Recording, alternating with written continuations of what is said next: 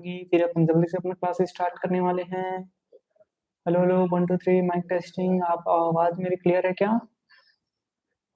ठीक है छोटू।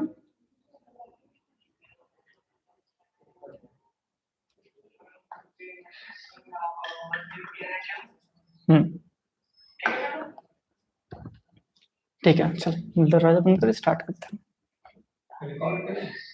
रिकॉर्ड मत कर, डायरेक्ट म्यूट कर।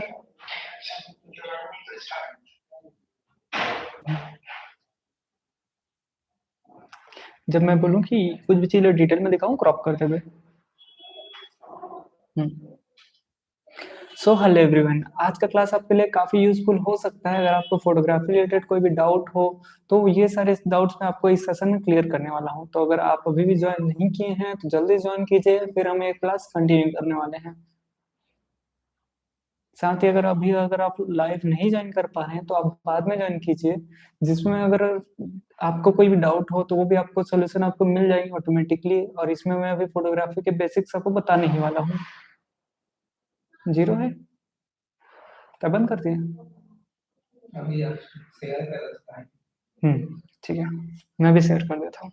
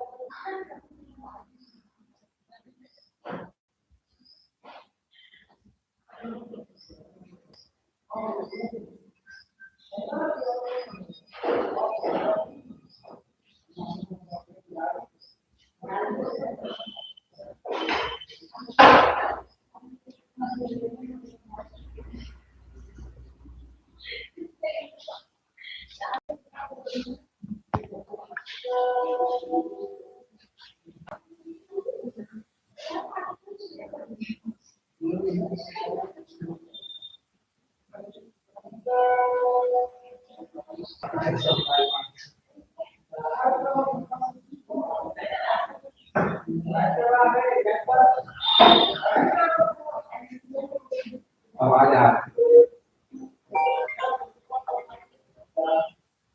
हेलो। हाँ टिंकू बता। भैया तो 15 तारीख वाले काम और तो देखिए।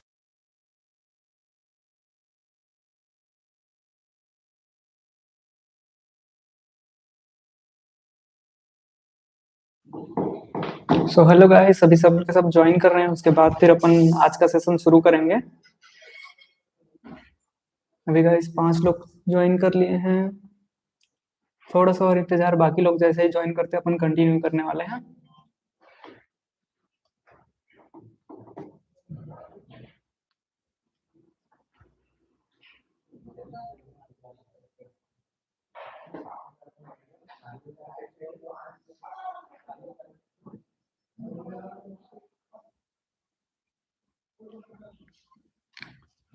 ओके, तो अमन ज्वाइन कर लिया है, बोल रहा है बैकग्राउंड बहुत सही है। थैंक यू भाई, बहुत ज्यादा लाइट सेटअप करना पड़ा इसके लिए। क्या वर्थ इट है चीजें लाइव करने के। भी अगर कुछ लोग ज्वाइन कर रहे हो तो उनका इंतजार कर रहा हूँ मैं, ताकि अपन लाइव को कंटिन्यू अपना स्टार्ट कर सकें।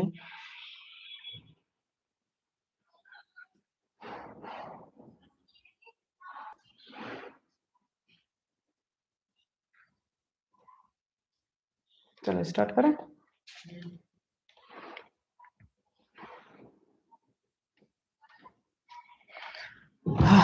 हेलो एवरीवन, तो चलिए अभी शुरू करते हैं अब अपनी फोटोग्राफी क्लास। मैंने आप सभी के लिए बहुत सारा रिसर्च किया है, तो मैंने नोट्स बना के रखा है। आप ये मत सोचिएगा कि मैं सिर्फ कॉपी का देख देख के बोलने वाला हूँ। ये मैं डाटा एक जगह कलेक्ट करके रखा हूँ ताकि आपको एक सीरीज में बता सकूं, ताकि कंफ्यूजन कम हो।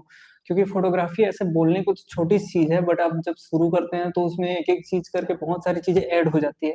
पहले आप बेसिक सीखेंगे, फिर प्रो, फिर और अपना एक्सपेरिमेंटल बहुत सारी चीजें आप ट्राई कर सकते हैं। क्रिएटिविटी एंडलेस है फोटोग्राफी में। सो चलिए स्टार्ट करते हैं। पहले मैं आपको बता देता हूँ कि आज हम कौन कौन से पॉइंट पे डिस्कस करने वाले हैं।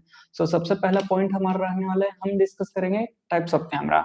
जहाँ मैं आपको बताऊंगा कि कैमरा कितने कितने टाइप के होते हैं, जैसे मिररलेस और mirrorless, DSLR, full frame, crop sensor. तो सबसे पहले हम इन इन टाइप्स का डिफरेंस समझेंगे। फिर हम समझेंगे बेसिक्स ऑफ फोटोग्राफी कि आप क्या क्या चीजों को सेट करके, जब आपके हाथ में एक कैमरा है तो आप क्या क्या चीजें सेट करके आप एक कैमरा को ऑपरेट कर पाएंगे, अपना फोटो और वीडियो कैप्चर कर पाएंगे। फिर हम डिस्कस करेंगे कि बेसिक मिस्टेक अभी टाइम में बिगनर लोग या फिर प्रोफेशनल लोग क्या कर रहे हैं, जिनके कारण उनको वो कभी कभी ये होता है कि मिस्टेक उनको पता भी नहीं चलता, मिस्टेक इतनी छोटी होती है पर वो ओवरऑल में उनके क्रिएटिविटी या फिर फोटोग्राफी लेवल को कहीं ना कहीं कॉम्प्रोमाइज करती है। सो आप बने रहिए। मैं मिस्टेक वाले पार्ट में, हो सकता है कि आप भी अभी कोई मिस्टेक कभी कैमरा ऑपरेट करते टाइम कर रहे हो। उसके आगे हम देखेंगे कि हाँ अभी टाइम में कौन सा कैमरा और लाइट्स गियर अभी टाइम में बेस्ट है। जहाँ हम बेसिकली डिस्कस करेंगे कि अभी दो बजट, जैसे कि अगर आपका बजट 1 लाख से अंदर है या 1 लाख से 2 लाख के बीच में है, इन दो बजट पे हम बात करेंगे कि इन बजट में अभी आपको बेस्ट कौन से कैमरा मिलने वाले हैं, चाहे वो फुल फ्रेम हो या क्रॉप सेंसर। दोनों के लिए मैंने रिसर्च किया हुआ है, दोनों मैं आपको बताने वाला हूँ। तो उसका फायदा भी आपको मिलने वाला है। तीसरा हम फिर आगे हम डिस्कस करेंगे कि बजट में अभी के टाइम में जब आपको लाइट क्या क्या यूज करना चाहिए। जब हम फोटोग्राफी करते हैं, हमारे लिए one of the best need होता है, जो सबसे ज्यादा नीड हो रहा है वो हमें होती है लाइट्स की। जैसे कि आप यहाँ भी देख सकते हैं, यहाँ मैंने 4 से 5 लाइट लगा के रखे हैं। तो जब भी आप फोटोग्राफी करें, आपको लाइट्स की जरूरत बहुत ज्यादा पड़ने वाला है। तो चलिए मैं उस पार्ट में आपको लाइट्स के बारे में बताऊंगा। और फिर लास्ट में मैं आपको छठवें पॉइंट पे मैं आपको बताऊंगा कि जो आप अभी के टाइम में क्वेश्चन मेरे को ऑनलाइन देने वाले हैं, वो आपका क्या प्रॉब्लम होने वाला है। भैया वॉइस इनहेंस कीजिए, क्या वॉइस अगर ठीक नहीं आ रहा है क्या? वॉइस ठीक हो गया भाई? बबलू वॉइस चेक करना तो एक बार।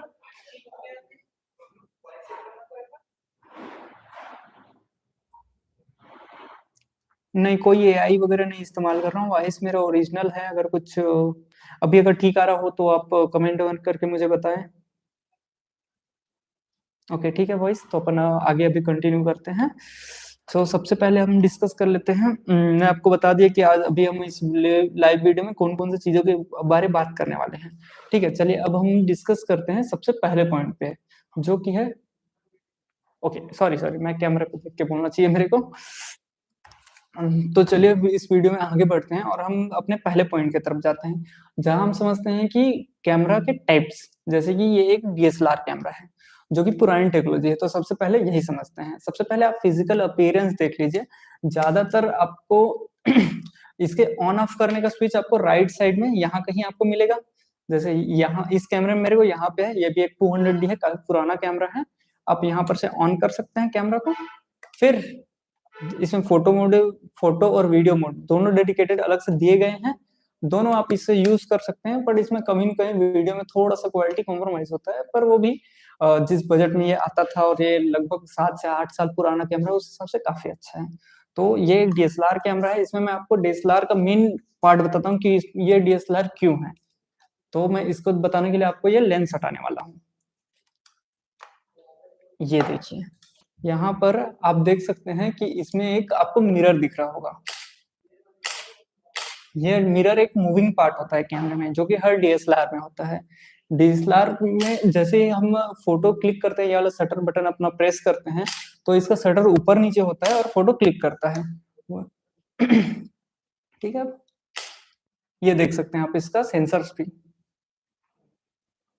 इसका सेंसर आपको डायरेक्ट विजिबल नहीं होगा, इसका सेंसर आप डायरेक्ट देख नहीं पाएंगे। वहीं अब मैं आपको बताता हूँ कि एक मिररलेस कैमरा कैसे होता है। जैसे कि ये एक मिररलेस कैमरा है जो कि नई टेक्नोलॉजी है। इसका बॉडी साइज थोड़ा कॉम्पैक्ट होता है, क्योंकि इसमें वैसा मूविंग पार्ट नहीं है, उसमें एक मूविंग मिरर है। इसमें कोई भी मूविंग मिरर नहीं है। जैसे कि मैं आपको इसका सेंसर दिखाता हूँ, चलिए। इसका मैंने ये लेंस हटाया, आप देख सकते हैं कि इसमें आपको डायरेक्ट सेंसर विजिबल होगा।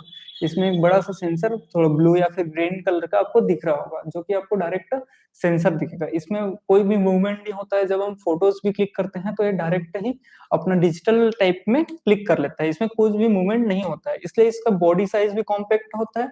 और भी इसमें बहुत सारे फायदे होते हैं।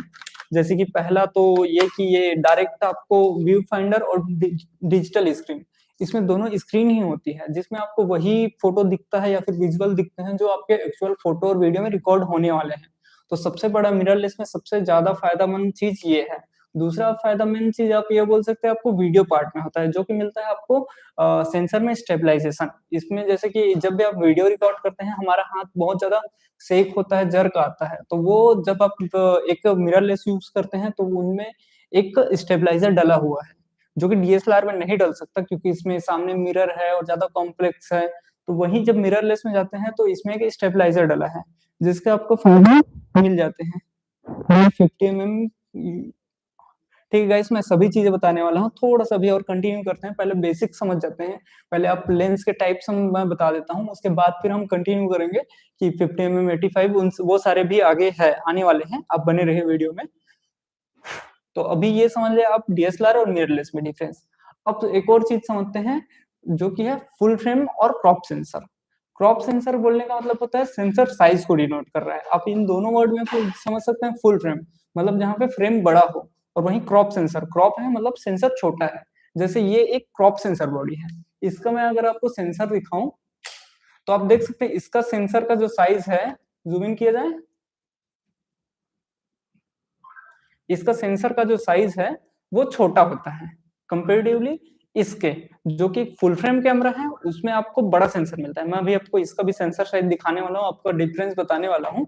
बट आप ये बेसिकली समझिए कि क्रॉप सेंसर मतलब छोटा सेंसर रहेगा कैमरे का, और इसके फायदे नुकसान भी अभी आपको बताता हूँ। सबसे पहले सेंसर का साइज देखते हैं।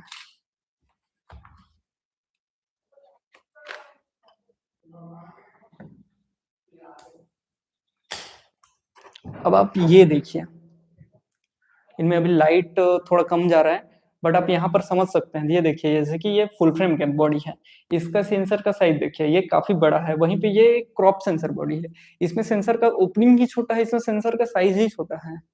और वहीं पे ये इसका सेंसर साइज बड़ा होने के कारण हमें बहुत सारे बेनिफिट मिलते हैं। चलिए मैं आपको उनके बारे में बताता हूँ। पहले इसका सेंसर से लेंस लगा देता हूँ।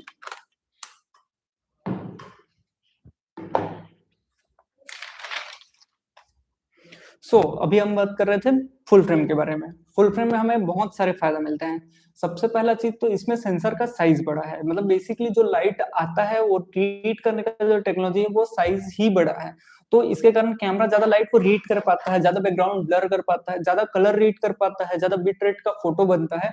इसलिए अगर ओवरऑल में अगर आपको ज्यादा प्रोफेशनल लेवल पे अगर आपको फोटोग्राफी करनी है तो आपको एक फुल फ्रेम कैमरे पे जाना होगा। वहीं आप अगर एक क्रॉप सेंसर बॉडी पे जाएंगे तो ये आपको कॉम्पैक्ट मिलेगा। ये जैसे कि ये तो डीएसएलआर है तो इसलिए थोड़ा चौड़ा है। वहीं जब आप अभी नए वाले मिररलेस पे जाएंगे वो काफी आपको कॉम्पैक्ट और छोटे वो साइज में मिलने वाला है। अगर आप ब्लॉगिंग या फिर ऐसे अपने पर्सनल डेली लाइफ रिकॉर्ड करते हैं तो उसके लिए आपके लिए बेस्ट होने वाला है क्रॉप सेंसर बॉडी, क्योंकि उसको आप ज्यादा टाइम तक हैंड हैंड शूट भी कर पाएंगे। वहीं ये थोड़ा सा बल्कि हो जाता है, बट इसके बहुत सारे बेनिफिट्स हैं जो प्रोफेशनल लेवल पे आपको नीड होंगे ही। तो अगर आप प्रोफेशनली अगर आप फोटोग्राफी करना चाहते हैं तो आप फिर फुल फ्रेम पे जाइए, और अगर आप अपना डेली लाइफ या फिर ब्लॉगिंग करते हैं तो आप एक क्रॉप सेंसर पे जाइए। चलिए आगे हम देखते हैं। विक्टिम में कुछ मैं आपको और फायदे बताता हूँ, बंद रखना। चलिए अब हम समझ लेते हैं। अभी आप समझ गए हैं कि कैमरा में क्या क्या डिफरेंस होते हैं। Full frame, crop sensor, basically sensor के साइज का डिफरेंस होता है। फुल फ्रेम में बहुत सारे फायदे हैं, बट उसका बजट भी थोड़ा ज्यादा है, वो थोड़ा ज्यादा रेट में आएगा। वहीं जब आप एक क्रॉप सेंसर बॉडी यूज करते हैं वो आपको कम रेट में मिलता है, वो ज्यादा हैंड हैंड हो आप यूज कर पाओगे, और उसके बहुत सारे कॉम्पैक्ट बॉडी होने के बहुत सारे फायदे उस वहां पे होते हैं। पर आपको प्रोफेशनल लेवल पे वेडिंग शूट करना हो या कुछ भी रिकॉर्ड करना हो, आपको एक फुल फ्रेम कैमरे पे ही जाना होगा। अब हम आगे बात कर लेते हैं लेंस के बारे में। अब चलिए मैं आपको बताता हूँ लेंस। लेंस में अभी हम ज्यादा डिटेल में नहीं जाते हैं, लेंस में हम बेसिक समझते हैं। लेंस दो टाइप के होते हैं, एक होता है जूम लेंस, जिसमें हम जूम कर सकते हैं वेरिएबल लेंथ पे। वेरिएबल हमारा प्राइम लेंस, जैसे कि ये एक 85 mm का लेंस है, इसमें हम जूम नहीं कर सकते, ये फिक्स फोकल लेंथ पे होता है। इसको अगर हमें जूम इन या जूम आउट करना हो तो हमें खुद फिजिकली कैमरा बॉडी लेके आगे या पीछे होना पड़ता है, ये इसमें एक प्रॉब्लम होता है। बट इसमें हमें बहुत सारे फायदे हैं प्राइम लेंस के। जैसे कि प्राइम लेंस में सबसे बड़ा फायदा होता है वाइड ओपनिंग ऑफ अपर्चर। अब आपको वाइड ओपनिंग ऑफ अपर्चर समझने के लिए अपर्चर समझना होगा। अपर्चर आप समझ लीजिए कि आपके लेंस में मौजूद जो ओपनिंग है वो होता है अपर्चर। जैसे कि इसमें इसका अपर्चर है 1.8, मतलब ये काफी वाइड ओपन होने वाला है, और जितना वाइड अपर्चर ओपन होगा उतना ही आपके सेंसर पे ज्यादा लाइट आने वाली है।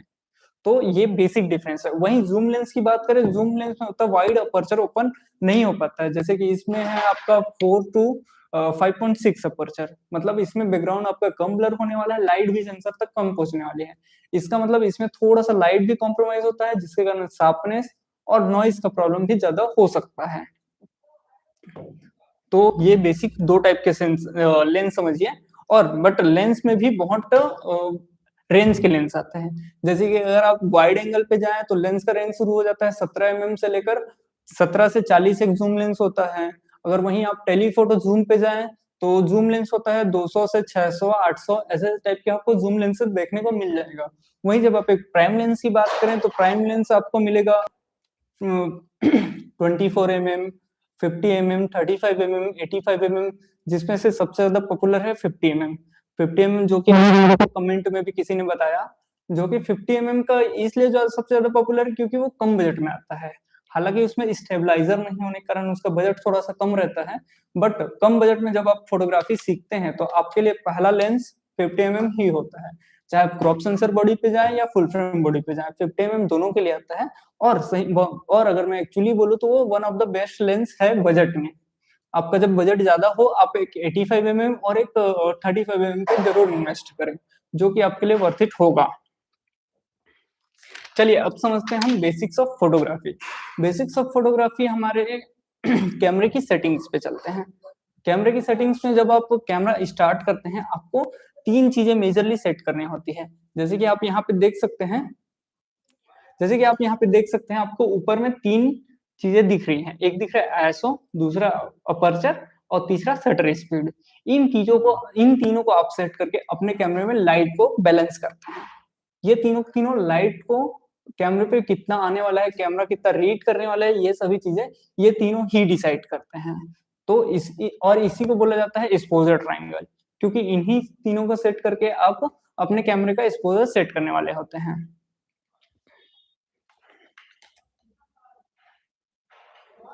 चलिए मैं आपको सबसे पहले बता देता हूं इसमें आईएसओ। आईएसओ है हमारा सेंसर की सेंसिटिविटी, मतलब हमारा सेंसर लाइट को कितना रीड करने की कोशिश करने वाला है, ये हम डिसाइड करते हैं आईएसओ से। अगर आईएसओ हमारा 100 है जो कि मिनिमम होता है, इसका मतलब होता है कि सेंसर लाइट को कम रीड करने के लिए एफर्ट करेगा।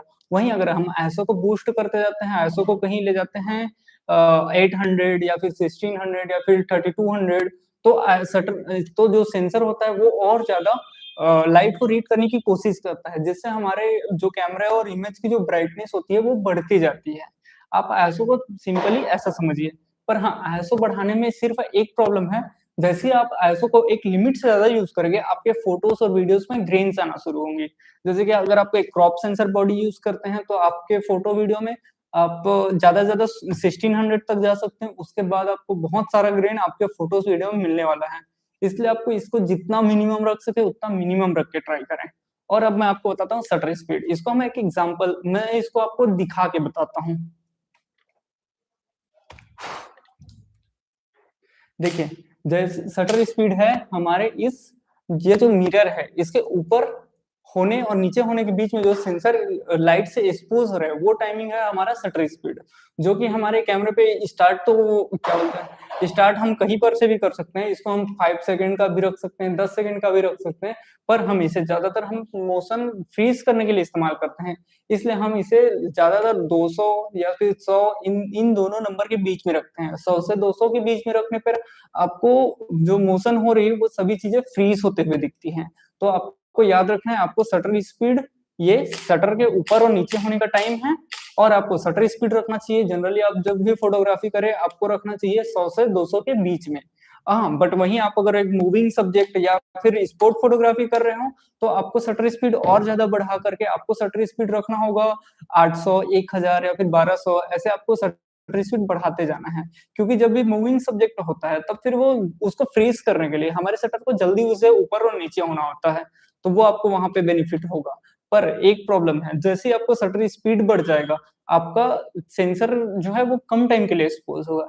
इसका मतलब आपके सेंसर पर कम टाइम के लिए लाइट आने वाली है। तो आपको ये भी ध्यान रखना है कि आप जैसे शटर स्पीड को बढ़ा देंगे, आपके कैमरे की लाइट कम होती जाएगी। वहीं अब आगे बात करते हैं हम अपर्चर की। अपर्चर जैसे मैंने आपको पहले बताया, वो है लेंस में मौजूद ओपनिंग हमारी। तो अपर्चर तो अपर्चर आपको तो जैसे कि ये एक प्राइम लेंस है, इसमें अपर्चर होता है मैक्सिमम अपन 1.8। ये एक जूम लेंस है, इसमें हमारा अपर्चर होता है 5.6। तो अपर्चर आप कोशिश करें कि 5.6 के आसपास, जब आप ट्रेडिशनल फोटोग्राफी कर रहे हो, कोई इवेंट शूट कर रहे हो, तो 5.6 के आसपास कीजिए। पर जब भी आप पोर्ट्रेट शूट कर रहे हो, आपको बैकग्राउंड ब्लर चाहिए, आपको एक ऐसे प्राइम लेंस का यूज करना चाहिए जिसमें अपर्चर वाइड ओपन हो। जैसे जब भी अपर्चर 1.8, 1.2, 1.4 ऐसा ओपन होगा, आपका बैकग्राउंड बहुत ज्यादा ब्लर होने वाला है। आपको फोटोज में ज्यादा डिटेल भी मिलेंगी, जिसका और आपके और आपका बैकग्राउंड भी बहुत ज्यादा ब्लर होने वाला है। और हाँ, अपर्चर वाइड जितना ज्यादा होगा, उतना ही आपके सेंसर तक लाइट आने वाली है। तो आपको यहाँ पे आप अपना आईएसओ भी कम रख पाएंगे। चलिए, अब हमारा तीनों कंप्लीट हो गया, शटर स्पीड, आईएसओ, अपर्चर। अब हम आगे चलते हैं वाइट बैलेंस। वाइट बैलेंस का बोलने का मतलब है हम जहां पे व्हाइट को सही कलर टोन पे दिखा पाए। बेसिकली सभी सिचुएशन में एक कलर टोन होता है। जैसे कि जब आप मॉर्निंग टाइम में देखेंगे, आपको एक ब्लूइश टोन कलर इन्वायरमेंट में मिलेगा, जो कि है हमारा, जो कि अगर हम केल्विन में या फिर कैमरे के भाषा में बात करें, तो वो हमारा होता है 4000 के आसपास, 2500 से 4000 के बीच में। मतलब वो है एक ब्लू टोन। और वहीं पे जब हम डे लाइट की बात करें, तो वहां पे हमारा कलर का टेम्परेचर होता है 52 के आसपास। और वहीं जब हम शाम टाइम में या फिर इवनिंग टाइम में, जहाँ पे हमें वार्म में टोन मिलता है, तो वो हमारा टोन बढ़ते जाता है। तो हमें करना ये होता है कि हम जैसा इन्वायरमेंट है, उसके अपोजिट जब हम वाइट बैलेंस को सेट करें, तो हमें एक बैलेंस्ड फोटो मिलती है। जैसे कि आप ऐसे समझिए, अगर हमारे इन्वायरमेंट पे वार्म टोन ज्यादा है, तो हम कैमरे में ब्लू टोन बढ़ा देंगे, जिससे हमारा कलर बैलेंस्ड मिल जाए। और वहीं अगर इन्वायरमेंट में ब्लू टोन है, तो हम थोड़ा सा वार्म टोन बढ़ा देंगे, जिससे हमें फिर से एक बैलेंस्ड कलर फोटो मिले। अगर आप ये चारों चीजें सेट कर लेते हैं, शटर स्पीड, आईएसओ, अपर्चर और उसके व्हाइट बैलेंस, अगर आप ये सिर्फ ये चारों चीजें ही सेट करना सीख जाते हैं, तो आप बेसिकली एक कैमरा ऑपरेट करने के लायक हो गए हैं। आप आसानी से कोई भी कैमरा चला पाएंगे। हाँ, ये हो सकता है कि सभी कैमरे में पोजीशन इन सेटिंग्स की अलग अलग होती है, तो वो आपको फाइंड आउट थोड़ा सा, आप जब भी आप कैमरा हाथ में आए, आप एक बार ट्राई करके कर सकते हैं। बट ये आसानी से आपको मिलने वाली है, इनमें आपको ज्यादा कोई प्रॉब्लम नहीं होने वाला है। चलिए, अगले सेशन में हम बात करते हैं कॉमन मिस्टेक, जो आप फोटोग्राफी करते वक्त अक्सर लोग करते हैं। प्रो लोग भी करते हैं और बिगनर लोग भी करते हैं। ये मिस्टेक मैंने अक्सर बहुत सारे लोगों को करते हुए देखा है। तो चलिए देखते हैं, आप भी क्या इनमें से कोई मिस्टेक करते हैं। सबसे पहले बात कर लेते हैं आईएसओ की। आईएसओ लोग इतना ज्यादा, जैसे ही डार्क एरिया देखते हैं, आईएसओ बढ़ाते जाते हैं। पर आपके कैमरे की एक कैपेसिटी है, एक लिमिट है आईएसओ बढ़ाने की। अगर आपका क्रॉप सेंसर कैमरा है, तो आप मैक्सिमम उसमें 1600, उससे ज्यादा आईएसओ आप नहीं जा सकते। 1600 पर भी आपको ग्रेन्स जो है वो विजिबल हो जाती है। पर चलिए, आपको अगर मजबूरी है, आप मैक्सिमम जाइए 1600। वहीं अगर आपका फुल फ्रेम है, तो आप या तो 2000 तक जाइए या फिर 3200 तक जाइए। बट जैसे ही आप उससे ज्यादा करोगे, आपका फोटोज यूज करने के लायक नहीं रहेंगी। इसलिए आप कोशिश करें कि आप, अगर आप क्रॉप सेंसर यूज कर रहे हैं, तो 1600 से अंदर ही आईएसओ रखें। और एक फुल फ्रेम रख रहे हैं, तो भी आपको 3200 से ज्यादा आईएसओ ना जाए, वरना आपको फोटोज और वीडियो ज्यादा यूजफुल नहीं रख पाएंगे। और अगर आपको ज्यादा ही लाइट का प्रॉब्लम हो रहा है, तो आप एक्सटर्नली लाइट सोर्स का यूज कीजिए। हो सकता है आप शटर स्पीड भी आप थोड़ा कम करके लाइट बढ़ा सकते हैं अपने कैमरे की, शटर स्पीड और अपर्चर दोनों का यूज करके। पर उसके बाद भी अगर आप नहीं कर पा रहे हैं, तो आप अपने इन्वायरमेंट में एक्सटर्नली लाइट को बढ़ाइए। जैसे कि अगर आप फोटो कर रहे हैं, तो आप एक फ्लैश लाइट का यूज कीजिए इस तरीके से, ये फ्लैश लाइट जो है। और अगर आप वीडियो कर रहे हैं, तो आप कंटिन्यूअस लाइट, जैसे पोट्रा लाइट या फिर एलईडी, ऐसे एलईडी पैनल का यूज कर सकते हैं, जो कि आपके कैमरे में आसानी से माउंट हो जाएगा। इसके पीछे बैटरी लगा के आप आसानी से यूज कर सकते हैं।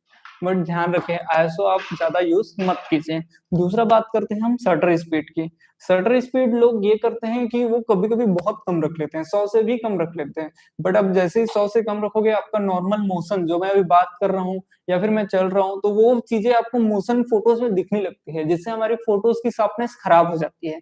इसलिए आप जब भी फोटोग्राफी करें, 100 से 200 आप मिनिमम शटर स्पीड रखें ही। और साथ ही जब भी आप फ्लैश लाइट लगाएं, आपको ध्यान रखना है कि आप शटर स्पीड 200 से ज्यादा ना रखें। आप जैसे ही फ्लैश लाइट लगाएंगे, आपका कैमरे में शटर स्पीड अगर 200 से ज्यादा रखते हैं आप फ्लैश लाइट लगा के, तो आपके फोटोज में ब्लैक जो पट्टी है वो स्ट्रेप्स दिखने लग जाती हैं। ये गलती मैंने कई फोटोग्राफर को करते हुए देखा है। वो लोग अपना शटर स्पीड 250 या 300 रखते हैं, और जैसे ही फ्लैश के साथ फोटो लेते हैं, फोटोज में ब्लैक पट्टी कहीं पर भी उनको विजिबल हो सकती है। सो आपको ये मिस्टेक करने से बचना है। साथ ही आपको अगला मैं बता देता हूँ वीडियोस में क्या होता है कि शटर स्पीड आपको रखना है या तो 50 या फिर 100। आपको कोई भी और दूसरा शटर स्पीड आप मत ट्राई कीजिए। जब अभी अगर आपका स्टार्टिंग है तो ये दोनों आपके लिए इनफ है।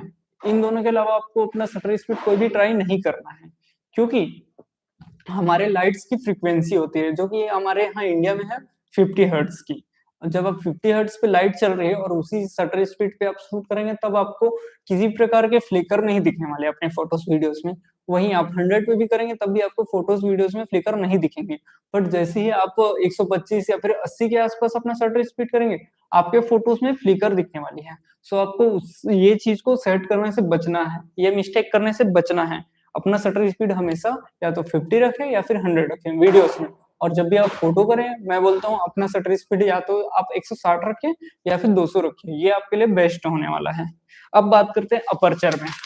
अपर्चर में ज्यादातर मिस्टेक ये होता है कि हो सकता है अब ज्यादातर लोग ये मिस्टेक करते हैं कि वो ग्रुप फोटो लेते टाइम भी अपना लेंस का अपर्चर मिनिमम कर देते हैं। जैसे कि अगर मेरे को अगर ये प्राइम लेंस से अगर फोटो लेना है, तो मैं 1.8 पे ग्रुप फोटो नहीं ले सकता। जब मुझे पोर्ट्रेट फोटो करना है, जब मुझे सिंगल पर्सन का फोटो करना है, तभी मैं अपना अपर्चर 1.8 ओपन कर पाऊंगा। बट जैसे ही वहां पे ज्यादा लोग हैं या फिर मैं दो लोग का भी अगर पोर्ट्रेट शूट कर रहा हूँ, तो मेरे को अपर्चर कम से कम 2.2 या फिर उससे ज्यादा रखना पड़ेगा, वरना फिर या तो कोई एक जने डिफोकस हो जाएगा, और अगर ग्रुप फोटो है तो जो जिस पर्सन पे मेरा कैमरा फोकस किया वही बस फोकस में होगा, बाकी लोग डिफोकस दिखने वाले हैं। तो आपको ये एक मिस्टेक करने से बचना है। चलिए अब बात कर लेते हैं आगे अगले पॉइंट पे, जो कि है कैमरा या लेंस परचेस। अगर आप अभी के में कोई भी कैमरा या लेंस परचेस करने के बारे में सोच रहे हैं, तो मैंने एक छोटी सी एक लिस्ट बनाई है जिसमें आपको अपने ब्रांड प्रेफरेंस के हिसाब से अपना कैमरा डिसाइड करना है। सो चलिए समझते हैं कि आपके लिए कौन सा कैमरा बेस्ट होने वाला है। सो गाइस, सभी के ब्रांड प्रेफरेंस होते हैं, सभी को कोई ना कोई एक ब्रांड पसंद होता है। जैसे कि मेरे को वीडियो करने के लिए सोनी ब्रांड काफी अच्छा लगता है। उसमें वीडियोस काफी बेहतर आते हैं, कलर भी नेचुरल आते हैं, और भी बहुत सारे फायदे हैं। वैसे ही निकॉन और कैनन भी फोटोज में बहुत अच्छा आउटपुट देने वाले हैं। तो आपको सबसे पहले अपनी नीड समझनी है कि आपको नीड और आपको कौन से कैमरे पे जाना, कौन से ब्रांड पे जाना आपके हिसाब से ज्यादा हैंडी और ज्यादा यूजफुल लग रहा है। जैसे कि अगर आप फोटो कर रहे हैं तो हो सकता है आपको कैनन अच्छा लगे, कलर कलर साइंस के हिसाब से हो सकता है आपको निकॉन अच्छा लगे। तो ये दोनों आपके लिए ऑप्शन हो सकते हैं। ये दोनों आपके लिए ऑप्शन हो सकते हैं। साथ ही अभी टाइम में और भी ब्रांड्स हैं जैसे लुमिक्स या फ्यूजी फिल्म, बट आप ज्यादा एक्सपेरिमेंटल ना होके आप इन तीनों के बीच ही अपना डिसीजन लें। जैसे कि अभी टाइम में अगर मैं आपको एक शॉर्ट समरी दे दूं, तो आपको जैसे कैनन का R6 Mark III है, वो आपको 7K तक रिकॉर्डिंग दे रहा है। वहीं आपका अभी टाइम में सोनी में FX3 वो आपको 4K तक रिकॉर्डिंग दे रहा है, बट वो भी टॉप नॉच है और आपको आसानी से उससे अभी एक 4K वीडियो शूट कर सकते हैं। बट हालांकि FX का थोड़ा बजट ज्यादा हो जाता है, पर आप कम बजट में रह के भी और भी कैमरा ऑप्शन है सोनी में, उन पे जा सकते हैं। चलिए मैं जो लिस्ट बनाया हूँ उसके हिसाब से बता देता हूँ। मैं ये लिस्ट में दो बजट रखा हूँ, एक है 1 लाख के आसपास और दूसरा है 2 लाख के आसपास। अगर आपका बजट 1 लाख से भी कम है, तो मैं आपको सजेस्ट करूंगा कि आप एक सेकेंड हैंड कैमरे पे जाएं, जो कि जिसके ऊपर मैंने ऑलरेडी एक वीडियो बना के रखा है। वो वीडियो आपके लिए हेल्पफुल हो सकता है। अगर आपका बजट अभी भी 1 लाख से कम है, तो आप जाके वो वीडियो देखिए, उससे आपको अपना आउटकम मिल जाएगा कि आपको अभी टाइम में कौन सा कैमरा खरीदना चाहिए। सो चलिए इस वीडियो पे वापिस आते हैं। अगर आपका बजट 1 लाख से कम है, तो मैं आपको पहले कैनन में कुछ ऑप्शन बता देता हूँ।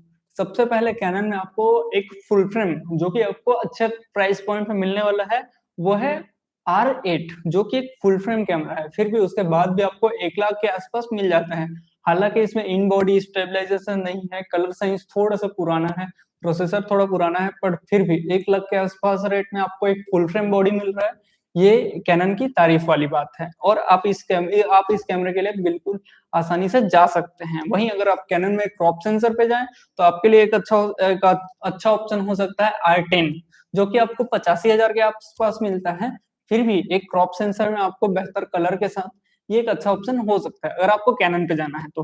बाकी दूसरे ब्रांड्स का भी अभी ऑप्शन पे है, मैं उनके बारे में आपको एक एक करके बताता हूँ। पर पहले ये देख लेते हैं कि कैनन में अगर आपका बजट अच्छा है तो आपको कौन से ब्रांड्स पे आप जा सकते हैं। जैसे कि अगर आपका बजट अगर 2 लाख के आसपास है तो आप जा सकते हैं कैनन के R6 Mark II पे, जो कि अभी ज्यादा पुराना नहीं है, एक से 2 साल पुराना ही मॉडल है। पर इसके में आपको बहुत अच्छा कलर साइंस, फोटो, वीडियो दोनों में मिलने वाला है। ये एक हाइब्रिड कैमरा होने वाला है। बट आप कोशिश कीजिए कि एक बॉडी के साथ आप 2-3 लेंस परचेस कीजिए। आप कोई भी बॉडी लीजिए, आपको जब तक आप लेंस नहीं परचेस करते हैं आप एक्सपेरिमेंटल क्रिएटिविटी नहीं कर पाएंगे। सो आप कोशिश कीजिए एक जूम लेंस और एक या एक से ज्यादा प्राइम लेंस आप लेने की कोशिश करें। साथ ही चलिए अब सोनी की बात करते हैं। अगर सोनी में हम बात करें तो सोनी के प्राइस थोड़े से ज्यादा हैं कैनन के कंपैरिजन। इसमें आपको ZV-E10 Mark II मिलता है one of the best price पे, जो कि है 90,000 के आसपास। ये आपको सोनी का ZV-E10 किट लेंस के साथ में आपको मिलता है। तो अगर आप ब्लॉगिंग करना चाहते हैं या फिर अपना डेली लाइफ के लिए यूज करना चाहते हैं तो आपके लिए बेस्ट ऑप्शन होगा सोनी का ZV-E10। वहीं अगर आपको सोनी के ZV-E10 पे नहीं जाना है तो आप जा सकते हैं सोनी के 6600 पे। ये भी एक क्रॉप सेंसर कैमरा है जो कि आपको 55,000 से स्टार्ट हो जाता है, इसलिए ये एक अच्छा ऑप्शन है। हालांकि इसमें कोई किट लेंस साथ में नहीं है, बट 55,000 में अगर आप ये कैमरा लेते हैं और उसके बाद आप एक 30mm जो सिग्मा का 1.4 आता है, अगर आप ये दोनों ले लेते हैं तो आपका एक परफेक्ट कॉम्बो किट रेडी हो जाएगा। सो ये एक अच्छा ऑप्शन हो सकता है। हाँ, और ध्यान रखें लेंस के बारे में आपको आगे बताने वाला हूँ, सो भी वीडियो को मिस आउट मत कीजिए। चलिए आगे बढ़ते हैं। अगर आपका बजट थोड़ा ज्यादा है, आप मतलब आप 2 लाख के आसपास इन्वेस्ट करना चाहते हैं सोनी कैमरा में, तो आप जाइए सोनी के अल्फा 7 IV पे, जो कि आपको अभी 2 लाख के अंदर मिलने वाला है। 2 लाख के अंदर आपको किट लेंस के साथ में मिल जाएगा। सो एक one of the best option है। हालांकि कैमरा 4 से 5 साल पुराना होने को है, फिर भी अभी भी अच्छी क्वालिटी में आपको one of the industry grade आपको फोटो और वीडियो दोनों निकाल के दे रहा है। आप M3 पे नहीं जाइएगा, क्योंकि उस कैमरे को 10 साल होने को है, टेक्नोलॉजी काफी पुरानी हो गई है, कलर साइंस बहुत पुअर है। तो अब सोनी के M3 कैमरे पर तो बिल्कुल नहीं चाहिएगा। और अभी अगर आपका बजट थोड़ा सा और आप बढ़ा सकते हैं तो आप जा सकते हैं सोनी के अल्फा 7 M4 पे, सॉरी M5 पे, जो कि अभी लेटेस्ट कैमरा है, अभी कुछ ही दिन हुए हैं उसको आए। पर इसमें भी आपको सेम सेंसर 33 मेगापिक्सल का मिलने वाला है, पर इसमें थोड़ी नई टेक्नोलॉजी है और साथ ही इसमें प्रोसेसर नया है।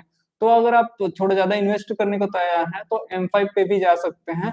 ये आपको 4K में 60 FPS बिना क्रॉप के भी देने वाला है। तो अगर आपको 4K 60 अगर आपको रिकॉर्ड करने का है माइंड में कहीं, तो आप इस कैमरे पे जाइए, वरना M4 आपके लिए काफी हो सकता है। और अगला हम ब्रांड की बात करते हैं, जो कि है निकॉन, जो कि एक फोटो बेस्ड, ज्यादातर फोटो इसमें अच्छा आता है। इसमें फोटो के लिए क्लैरिटी और सैचुरेशन बढ़िया तरीके से इनबिल्ट किया गया है। इसलिए हम अगर आपको अभी अगर कम बजट में अगर आपको एक कैमरा लेना है तो आप ले सकते हैं निकॉन की तरफ से आने वाला Z50 कैमरा। ये आपको 80,000 के आसपास आ जाएगा, वो भी किट लेंस के साथ में, जिससे आप आसानी से अभी बेसिक फोटोग्राफी वीडियोग्राफी आसानी से कर पाएंगे। और सीखने के लिए one of the best camera है अभी टाइम में Z50।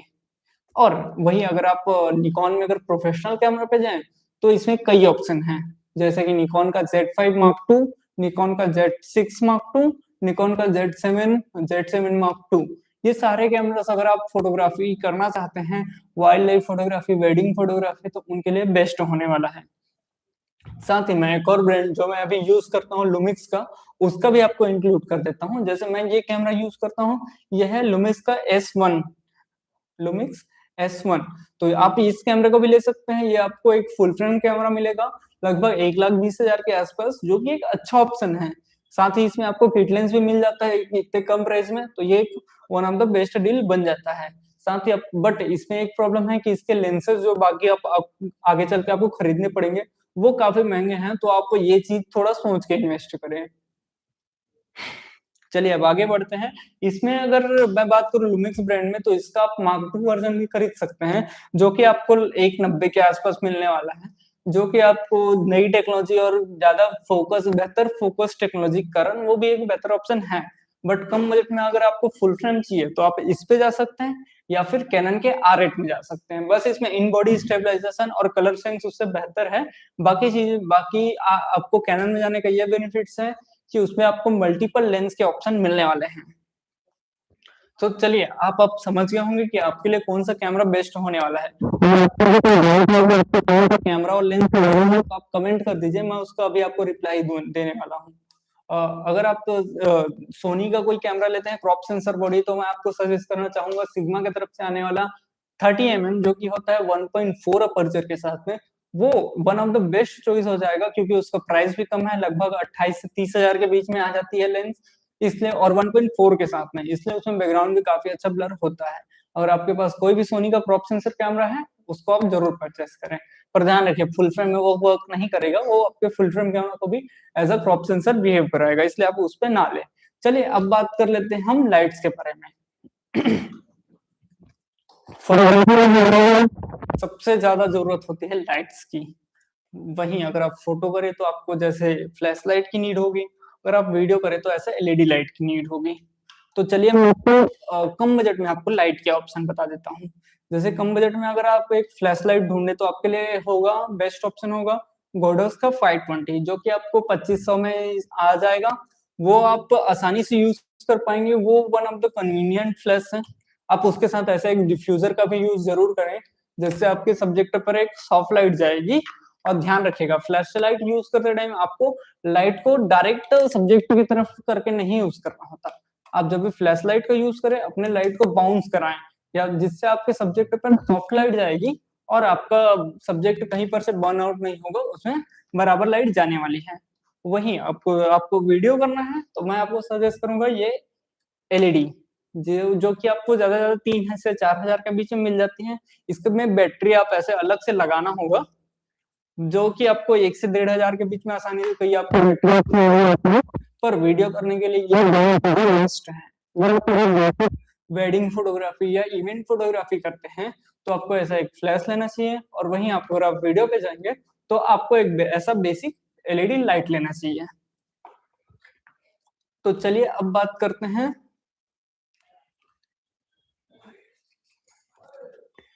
एक मिनट में आपके सारे कमेंट्स पढ़ लेता हूँ, फिर मैं आपको उनके रिप्लाई भी देने वाला हूँ।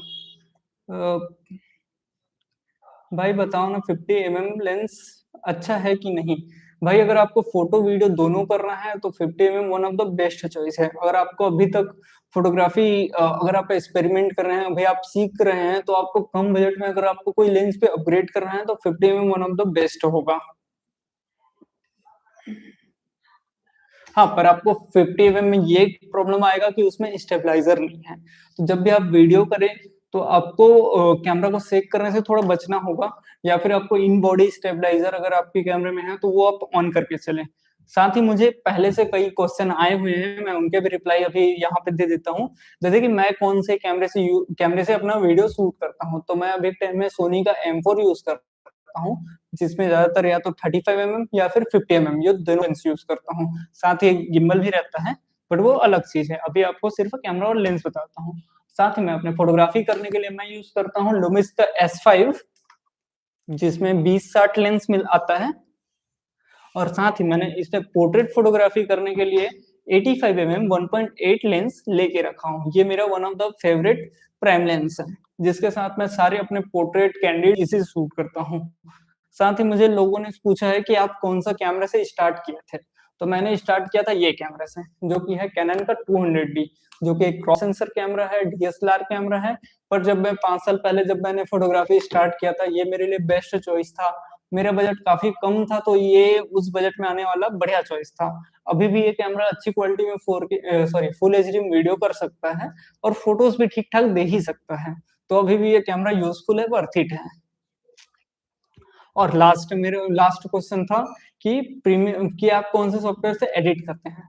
तो मेरे जो सारे वीडियोस होते हैं वो प्रीमियर प्रो पे एडिट होते हैं, ये मैकबुक पे एडिट होते हैं, और जिसमें काफी आसानी से मैं एडिट कर सकता हूँ। अगर अभी भी आपको अगर कोई भी क्वेश्चन है तो आप कमेंट कर सकते हैं, मैं उनका अभी वीडियो के लास्ट में भी रिप्लाई करने वाला हूँ। जैसे कि हमारा सेशन ऑलमोस्ट खत्म होने को है, और अगर आपको कोई भी अभी डाउट है फोटोग्राफी रिलेटेड या फिर और भी किसी तरह कीजिए, मैं उनका आपको लाइफ टाइम में रिप्लाई देने वाला हूँ।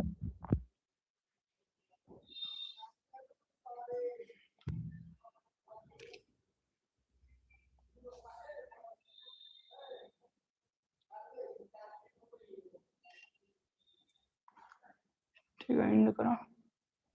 ठीक है, अगर आपको भी कोई अगर क्वेश्चन नहीं आ रहा है तो मैं इसको अभी एंड करता हूँ लाइव स्ट्रीमिंग को। मिलते हैं कल अगले शॉट के साथ में। Bye bye.